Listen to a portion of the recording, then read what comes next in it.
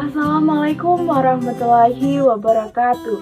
Halo everyone, perkenalkan kami dari kelompok 8 Rombel PAKTA 2020. Video ini disusun sebagai pemenuhan tugas mata kuliah Analisa Informasi Keuangan dengan dosen pengampu Bapak Sastya Yoga Baswara, SEMSC.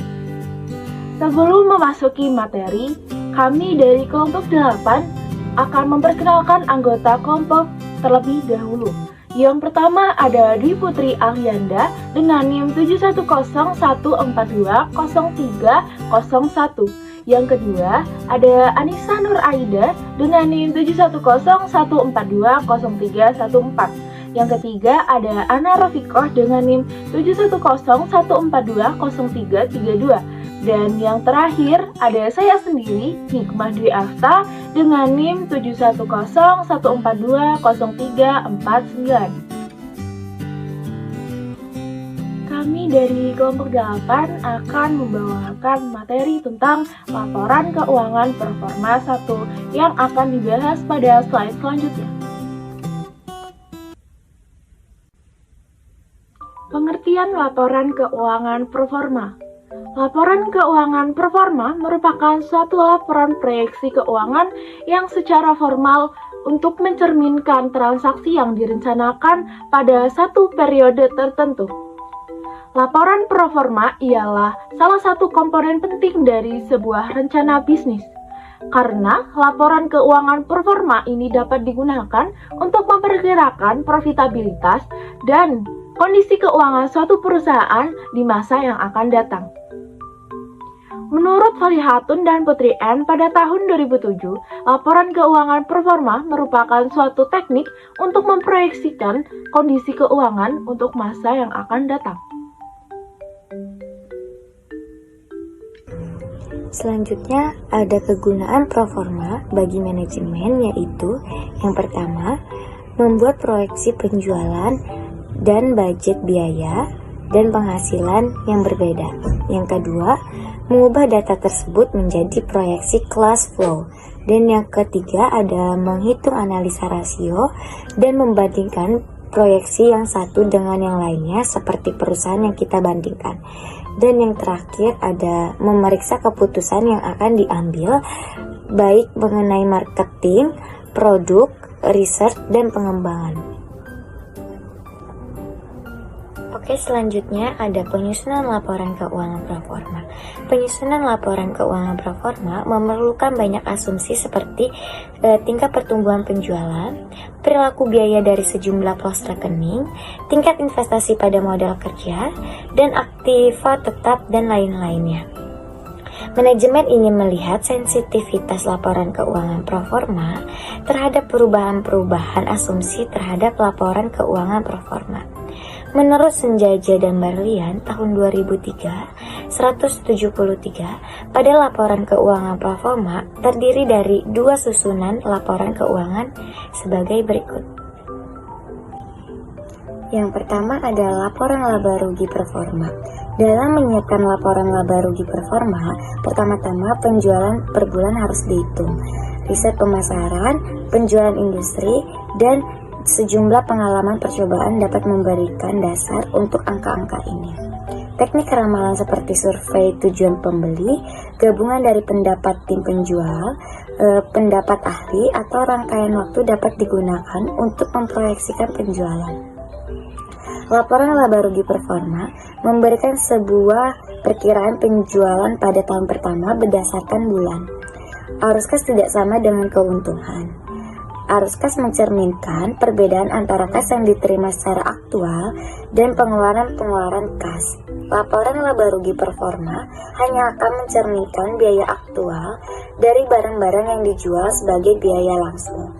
Jadi, dalam perusahaan-perusahaan di mana dibutuhkan persediaan tingkat tinggi atau di mana permintaan berfluktuasi secara signifikasi karena musim, anggaran ini dapat menjadi sebuah alat yang sangat berharga untuk menilai kebutuhan kas. Yang kedua, ada laporan neraca performa. Perusahaan juga harus menyiapkan sebuah neraca yang diproyeksikan menggambarkan kondisi bisnis pada akhir tahun pertama. Neraca tersebut membutuhkan laporan-laporan pendapatan dan arus kas performa untuk membantu menyediakan sejumlah angka yang tepat. Neraca performa mencerminkan posisi bisnis pada akhir tahun pertama. Neraca ini merangkumkan aset, kewajiban, dan nilai bersih dari pengusaha. Setiap transaksi bisnis mempengaruhi neraca. Tetapi karena masalah waktu dan biaya serta kebutuhan merupakan suatu hal yang umum untuk menyiapkan neraca pada jangka waktu periodik. Jadi, neraca adalah sebuah gambaran bisnis pada momen tertentu dalam suatu waktu dan tidak meliputi suatu periode tertentu. Selanjutnya yaitu rasio keuangan performa. Setelah selesai menyusun laporan keuangan performa, langkah selanjutnya yaitu menyusun analisis rasio berdasarkan laporan keuangan performa. Dalam menyusun analisis rasio ini, menggunakan cara yang sama dengan ketika menyusun analisis rasio untuk laporan keuangan. Berikut ini adalah contoh dari analisis rasio perusahaan yang berdasarkan pada laporan keuangan performa. Nah, bisa teman-teman lihat, ini adalah contoh dari laporan keuangan performa. Dan teman-teman bisa lihat juga bahwa dalam akun laporan keuangan performa ini, pada bagian likuiditas, solvabilitas, dan profitabilitas, semuanya mengalami peningkatan setiap tahunnya.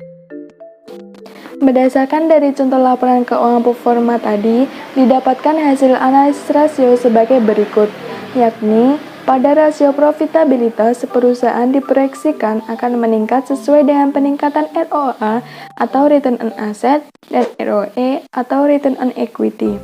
Peningkatan ini dikarenakan perputaran aktiva yang konstan sehingga tidak terjadi penurunan dalam profitabilitas. Hal tersebut juga diimbangi oleh kenaikan profit margin yang diproyeksikan untuk tetap selama 3 tahun mendatang. Pada rasio likuiditas jangka pendek menunjukkan bahwa risiko perusahaan tidak berubah selama 3 tahun mendatang. Artinya, perusahaan mempunyai kemampuan likuiditas yang baik dan dilihat dari data rasio solvabilitas, perusahaan cukup mampu untuk memenuhi seluruh kewajiban finansialnya. Artinya, perusahaan ini termasuk perusahaan yang solvable. Dikatakan solvable karena persentasenya tidak mengalami penurunan. Semakin kecil persentase, berarti semakin cepat perusahaan dalam kondisi insolvable. Analisis rasio ini menunjukkan bahwa asumsi-asumsi yang dipakai untuk menyusun laporan keuangan performa akan menentukan besarnya laporan keuangan performa. Dalam contoh tersebut, asumsi pertumbuhan penjualan dan asumsi pertumbuhan aset yang berbeda akan menghasilkan angka-angka dan rasio yang berbeda. Untuk yang selanjutnya yaitu contoh perhitungan penggunaan rasio untuk menyusun laporan keuangan performa.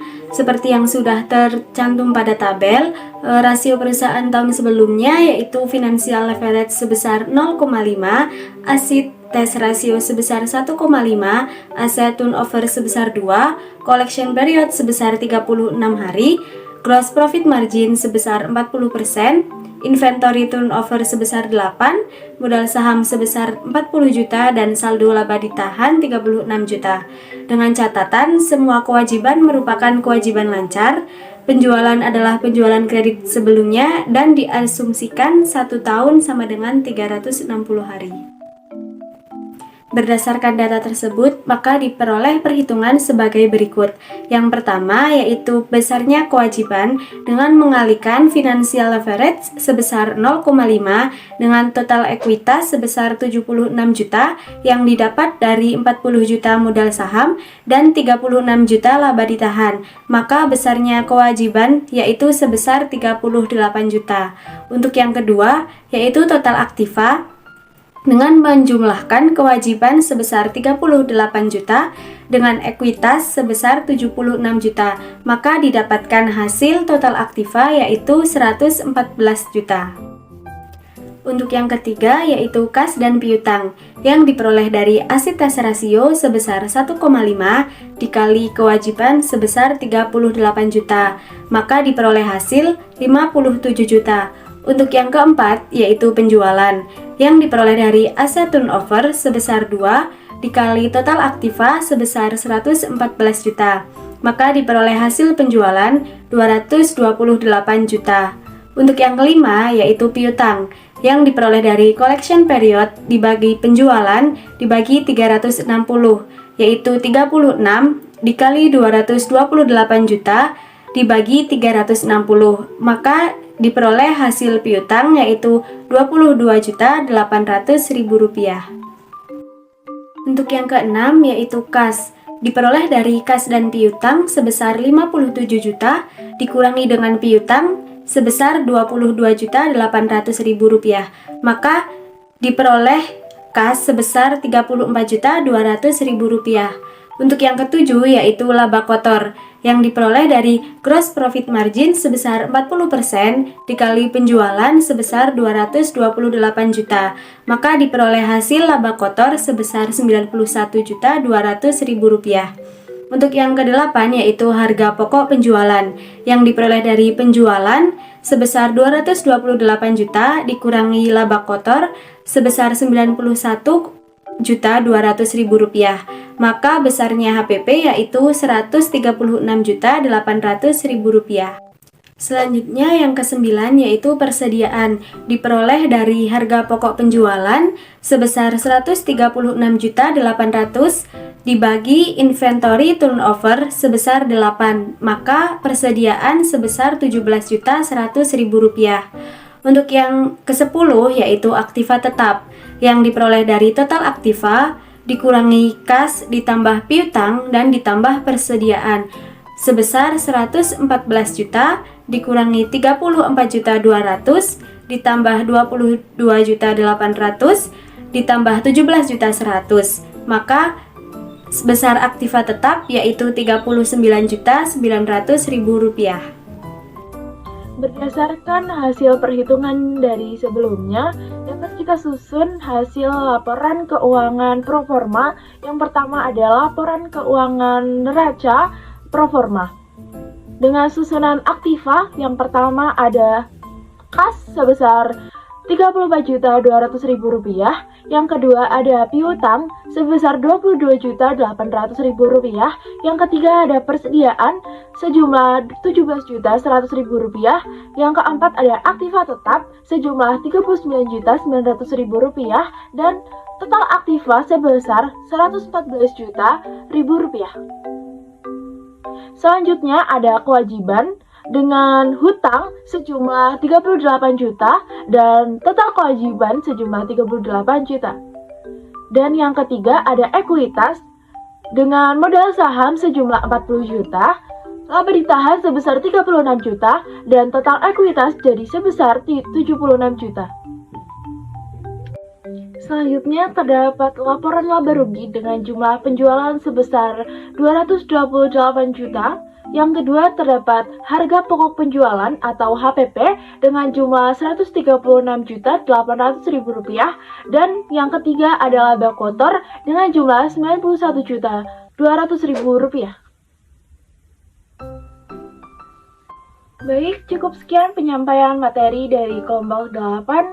Mohon maaf apabila terdapat kekurangan dalam penyampaian materi dan semoga dapat diambil manfaat dari penyampaian materi yang telah kami sampaikan. Terima kasih. Wassalamualaikum warahmatullahi wabarakatuh.